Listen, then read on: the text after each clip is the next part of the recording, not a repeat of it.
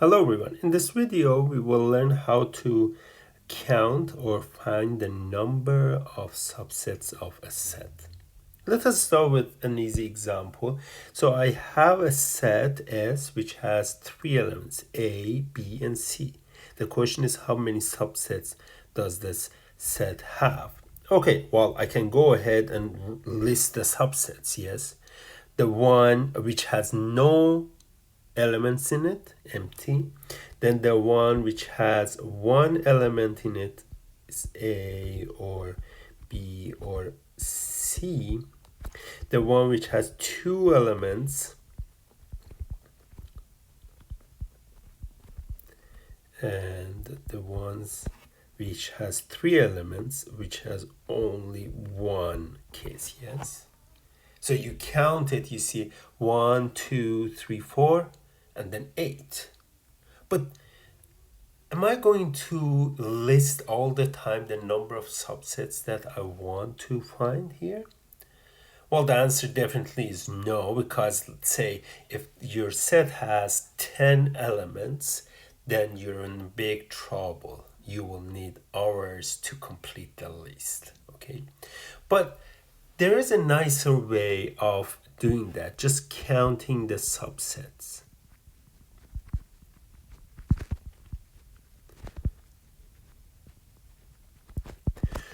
To form a subset, one way to think is that we have three elements. We ask ourselves this question that is A included? Then we ask, is B included in the subset that we are forming? And the last thing is C included? And the answer for each one is either yes or no. Is B included? It's either yes or no, and this is either yes or no. When you do this three tasks, this is task 1, decide if A is there or not, decide if B is there or not, decide if C is there or not, then you fix the subset. So by saying that, okay, A is there, B is not, C is there, so that you have formed A, C, for example.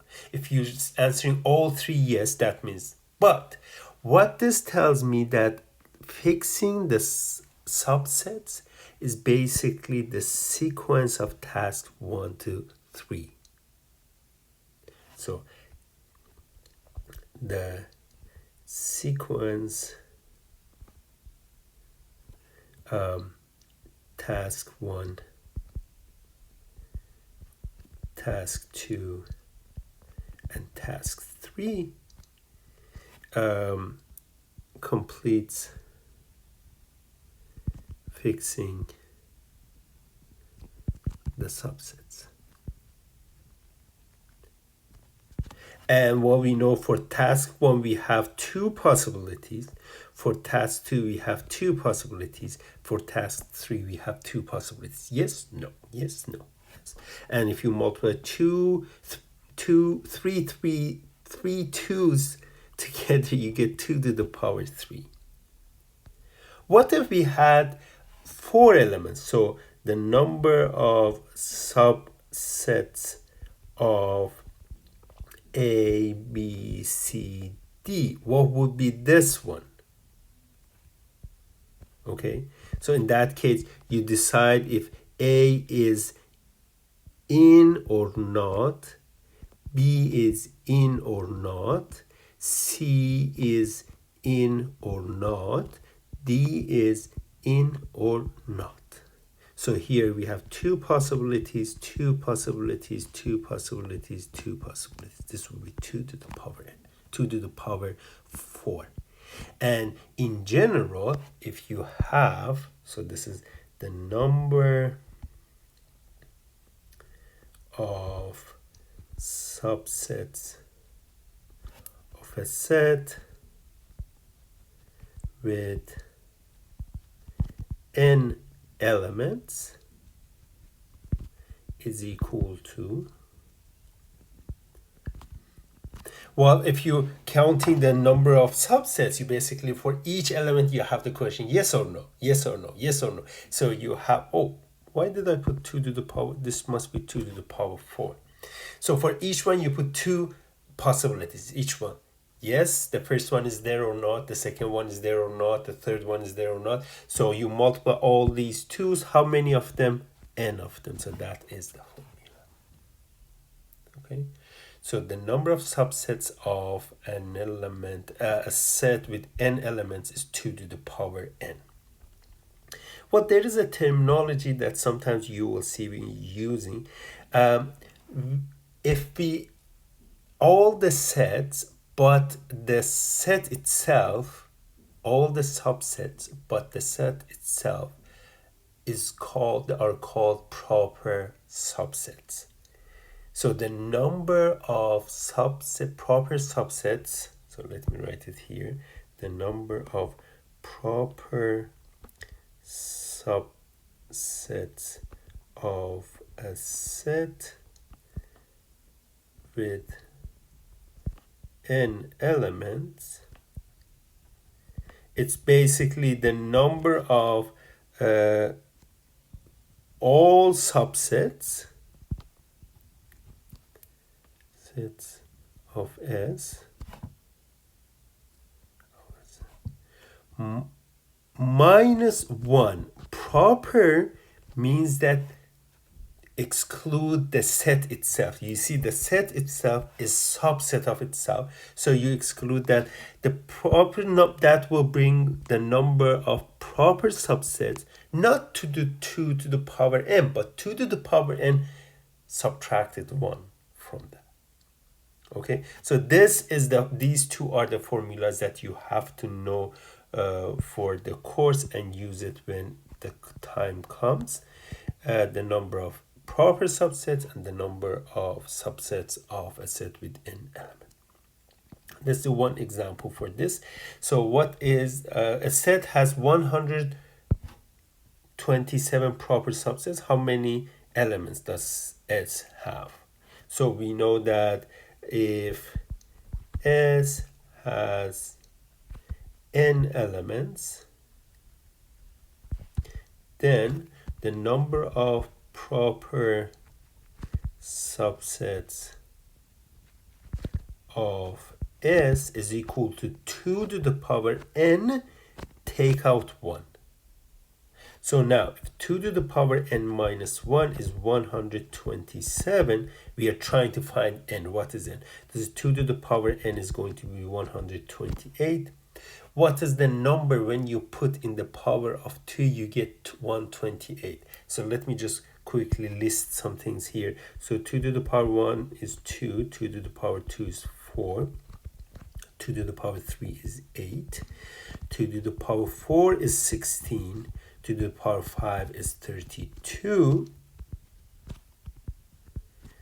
2 to the power 6 is 64, we are getting closer, 2 to the power 7 is 128. So that means what? That means that here this is 2 to the power 7. So 2 to the power n is equal to 2 to the power 7. That implies that n is equal to 7. So S has 7 elements. So you can go backward and find the number of elements. Let's do one more example, which is a little bit trickier, but we will do in 2 ways. I'll do it for you in 2 different methods. How many subsets of the set S, which has M-A-T-H-E-I-C-S, contain M, but not H nor S? So let's do method 1. How do we do this? Method 1. The formula that we had wouldn't apply here because we have some restriction on that. We want M to be there, H and not H and S. So we cannot just count the number of elements and 2 to the power that. That is the number of all sets. Here, However, we can do the same counting trick, yes? How many, this is M, A, T, H, E, I, C, and S. How many possibilities for M we have? The answer for M, is it going to be there? It says that yes, included. There's only one possibility for that. Is included. Is in the subset. When it comes for A, well, we don't know if it is there or not, so there will be two possibilities. When for T, there are two possibilities. For H, it says that not having H, it means the answer is known, is not there. The answer is no, is not there. So that means that there's only one possibility. No, the answer is no. It's not going to be there. For E, we have two possibilities, either include or not. For I, there are two possibilities. For C, there are two possibilities. How about S? The question says that do not include it. Is not included. Is not included means what? It means that the answer for that question, is S in the subset, is already answered, and it has one answer, no. So the answer here is no, here is no, here is yes, but for the others, we haven't decided yet. So there are two possibilities there for each one. Now, the fundamental counting principle comes in, and you see that we get 2 to the power 5, which is 32 possible. That's method 1. But there is also method 2 there that, okay, what do we want to do? We want to find subsets which M is always there, and then H and S are not there. How about we make another set, S1, which doesn't have M, H, or S. So it will be A, T, E, I, and C. So every subset of S1 has neither of these three, M, H, and S. None of these three letters are there. So every subset of S1 will be a subset of S, which has no M, no H, and no S. If we add M to all the subsets of S1, so any subset that you have for S1, I will add M to it. It will be a set of S which has M but not H nor S. Okay, and that's what we are looking for. Every subset of S1, we can make it so every subset of S1 can give us one subset of S which has M but not H nor S. How do we do this? Just add M to that subset. So all such subsets of S will be equal to the number of subsets of S1. So let me just write that.